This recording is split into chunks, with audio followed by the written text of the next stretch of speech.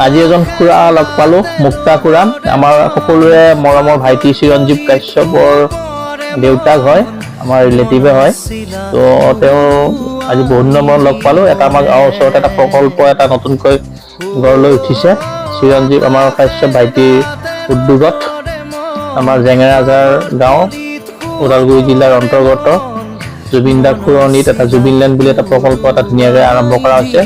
ইয়াত প্ৰতিধ্বনি গ্ৰুপৰ যিটো স্কুল অফ পাৰফৰ্মিং আৰ্টছ থাকিব, জুবিন গাৰ্গৰ নামত এটা ধুনীয়া মিউজিয়াম থাকিব, এটা মিউজিকেল হিলিং চেণ্টাৰ থাকিব, য়োগা চেণ্টাৰ থাকিব, এটা আৰ্ট গ্যালাৰী থাকিব আৰু এটা ধুনীয়া লাইব্ৰেৰী এটা থাকিব য'ত ধুনীয়া কিতাপবোৰ থাকিব।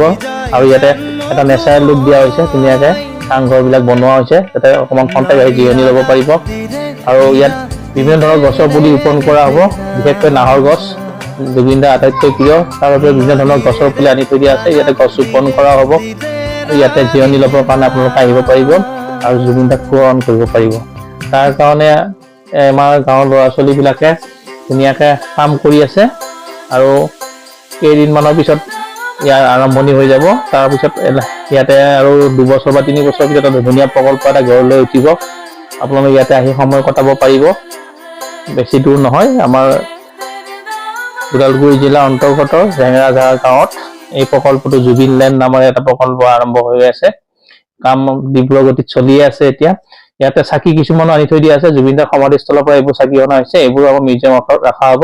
গতিকে আপোনাৰা ইয়াতে আহিলে ধুনীয়াকৈ দেখিবলৈ পাব। ধন্যবাদ।